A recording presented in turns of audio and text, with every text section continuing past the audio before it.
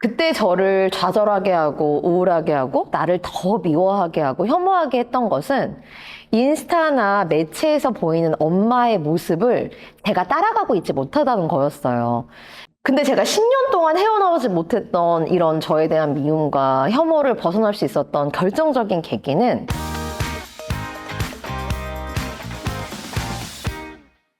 안녕하세요. 엄마들의 건강과 행복을 책임지는 맘미 언니입니다. 반갑습니다. 여러분, 자기 자신을 얼마나 사랑하시나요? 나를 사랑하는 일은 엄마가 되고 나서 더 어려워지는 일 중 하나예요. 정말 사랑하고 귀하고 소중하고 또 나의 젊음과 에너지를 쪽쪽 빼가는 아이와 함께 있다 보면 나를 사랑하는 게 점점 더 어려워지거든요. 엄마가 되고 나서 내가 점점 미워지는 가장 큰 이유 중에 하나는 다른 엄마들과의 비교에 있겠죠. 다른 엄마들은 돈도 잘 벌고 날씬하고 예쁘고 일도 잘하고 애도 잘 보고 밥도 잘하고 집도 깨끗한데 나는 그러지 못한 것 같은 생각이 들거든요. 그래서 나는 엄마로서 사랑받을 자격이 없다. 나는 엄마로서 내가 나를 존중할 자격이 없다는 생각까지 들게 돼요. 저도 아이를 처음 낳고 나서는 산후우울증이 굉장히 심했어요. 우울증은 저의 굉장히 오래된 친구예요. 20대 중반부터 30대 중반까지 10년 동안 우울증에 심하게 걸렸다가 조금 나아졌다가 조금 덜 심하게 걸렸다가 조금 나아졌다가를 반복했거든요. 그러는 동안에 저는 늘 저를 미워했어요. 제가 사랑받을 만한 자격이 없다고 생각했거든요. 우리가 SNS나 방송, 유튜브를 보면서 와, 저 사람은 저렇게 많은 것을 가졌으니까 굉장히 행복하고 스스로 되게 뿌듯하겠지? 자랑스럽겠지? 저 사람은 저렇게 많은 것을 이뤘으니까 스스로를 굉장히 사랑하겠지? 이렇게 생각하곤 하잖아요. 근데 제가 그렇지 않다는 걸 장담드릴 수 있어요. 돌이켜보면 제 우울증은 겉으로 보이는 성취를 이룰 때 심해졌었던 것 같아요. 첫 번째로 우울증이 발병했을 때는 제가 대학을 갓 졸업하고 외국계 회사를 다닐 때였어요. 대학을 졸업하자마자 취업을 했고 제가 원하던 회사를 다니고 있었죠. 근데 그때 처음으로 우울증 진단을 받았어요. 대학을 졸업하고 원하는 회사에 들어갔는데 제 자신이 너무 미웠죠. 좋아하는 것도 잘하는 것도 또 잘하고 싶은 것도 열정도 없는 제 모습이 너무 싫었거든요. 엄친딸로 엄마 말만 잘 듣고 공부만 잘했던 제 모습이 너무 매력적이지가 않았어요. 그래서 미워 보였어요. 그래서 회사를 관두고 제가 잘할 수 있는 대학원을 갔어요. 근데 박사학위를 제 전공에선 세계 1인 대학에 들어갔거든요. 근데 그때 2차로 우울증이 심해지기 시작했어요.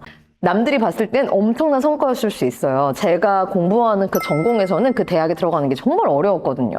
근데 저는 거기 들어가서 제가 잘한다고 생각했던 공부조차 잘하지 못한다는 것을 깨달았어요. 저보다 훨씬 더 공부를 잘하는 정말 많은 사람들을 만나게 됐거든요. 그랬더니 더 우울해지더라고요. 그러다가 몇 년이 지나고 결혼을 하고 임신을 하게 됐어요. 서울대에서 박사과정 중에 대학교 동창과 결혼을 했는데 30대 초반에 대학교 동창, 그러니까 동갑인 직장이 튼튼한 남자와 결혼을 했고 어쨌건 한국에서 제일 좋은 대학에서 박사를 하고 있었잖아요. 그리고 임신이 그렇게 어렵다는데 남들 부러워하는 임신도 척척 했잖아요. 근데 그때가 또 세 번째로 제 자신이 제일 미웠던 때였어요. 그러니까 겉으로 남들이 부러워할 만한 성과를 이루는 게 나를 사랑하는 것과 관련이 없다는 것을 제가 10년 동안 배운 거죠. 생각해보면 남들이 인정할 만한 성취와 내가 나를 사랑하는 그 마음은 어쩌면 반비례했던 건지도 모르겠어요. 남을 충족시키기 위해서 나를 갉아먹을수록 저는 제 자신을 더 사랑하지 않았던 거예요. 근데 여러분도 한번 생각해보세요. 여러분이 사랑하는 사람들을 떠올렸을 때 그 사람이 무언가를 이루고 무언가를 성취하고 돈을 더 많이 벌고 좋은 직장을 가면 그 사람을 더 사랑하시나요? 그 사람이 자랑스럽고 뿌듯할 수는 있겠죠. 그 사람이 멋져서 박수도 쳐주고 싶을 거예요. 근데 그 사람을 아마 더 사랑하진 않을 것 같아요. 저도 그럴 것 같거든요. 우리 아이가, 남편이, 가족들이 대단한 걸 이뤄내면 정말 멋지다고 생각하겠지만 그것 때문에 사랑하는 마음이 더 커지는 건 아닐 것 같아요. 그러니까 여러분이 지금 내 자신을 사랑하고 있지 않다면 그건 내가 지금 무엇인가 이루지 않아서, 세상에서 말하는 성공을 하지 않아서, 내가 예쁘지 않아서, 좋은 학교를 안 나와서가 아니라는 거죠. 제가 20대 중반에 우울증을 처음 진단받고 나서 이제 10년이 거의 지난 이후에 아이를 낳았는데, 아이를 낳고 나서 처음 진단받았을 때 정도의 강도로 우울증이 막 넘실넘실 오는 게 느껴지는 거예요. 그때 저를 좌절하게 하고 우울하게 하고 나를 더 미워하게 하고 혐오하게 했던 것은 인스타나 매체에서 보이는 엄마의 모습을 제가 따라가고 있지 못하다는 거였어요. 인스타를 피면 엄마들이 아이를 너무너무 사랑하는 거예요. 우리 아이 최고야. 너무 예뻐. 이 세상 전부야. 난 너만 봐도 행복해. 라고 하는데 저는 정말 힘들었거든요. 저는 이런 걸 누가 미리 알려줬다면 절대로 아이를 낳지 않았어 라는 생각이 매일매일 들었어요. 근데 그런 생각이 들 때마다 너무 화가 났어요. 아이는 너무 예쁘잖아요. 그리고 아이 너무 사랑스러운데 그런 아이를 앞에 두고 도망가고 싶다니 제가 너무 한심했죠. 그런데 인스타나 유튜브나 TV를 봐도 넌 엄마잖아. 엄마니까 아이를 보면 이런 감정을 느껴야 돼. 이렇게 사랑이 샘솟아야 돼. 이런 행동을 해야 돼. 라고 강요하는 그런 메시지들이 저를 너무 괴롭게 만들었어요. 그리고 점점 더 저를 미워하게 됐죠. 근데 제가 10년 동안 헤어나오지 못했던 이런 저에 대한 미움과 혐오를 벗어날 수 있었던 결정적인 계기는 제가 엄마라는 사실이었어요. 어느 날 아이를 보고 있는데 그런 생각이 문득 들었어요. 내가 나에게 하는 이런 얘기들을 아이에게 할 수 있을까? 내가 나에게 하는 이런 부정적인 말들을 아이에게 할까? 우리 아이가 나중에 커서 나처럼 스스로를 미워하고 혐오하고 구박하는 사람으로 자라면 좋을까? 저희 아이는 잠을 진짜 안 잤거든요. 2시간씩 울었어요. 보통 평균 3시간, 4시간 울 때도 있었고 남편은 늦게 퇴근하고 제가 재우는 날이 많았는데 아이가 울다 지치면 엄마도 울다 지치죠. 같이 울다 지쳐서 누워있을 때 아이가 잠들면 제일 예쁘다고 하잖아요. 그래서 누워있는 아이를 보면서 세상에서 제일 좋은 이야기들 많이 하려고 노력했어요. 윤우야, 너는 커서 이런 애가 됐으면 좋겠어. 윤우야, 엄마가 널 이렇게 사랑해줄게. 일종의 다짐 같은 거였기도 해요. 제가 생각했던 것만큼 아이에 대한 사랑이 샘솟지 않아서 제가 스스로를 주문을 건 거죠. 근데 그런 좋은 이야기들을 아이한테 많이 하다 보니까 저한테 그 메시지가 좀 닿았어요. 사실 아이는 듣고 있지 않았잖아요. 자고 있었고. 왜 나는 나에게 그런 얘기를 해주지 못하지? 왜 나는 나를 기다려주지 못하지? 왜 나는 나를 있는 그대로 사랑해주지 못하지? 나도 누군가에게 이렇게 귀한 존재였고 또 이런 귀한 존재를 키워야 하는, 함께 커야 하는 엄마인데 내가 나를 이렇게 미워하고 구박하고 못살게 굴면 아이에게도 이 모든 감정과 나를 미워하는 방식이 다 전이가 될 거 아니에요.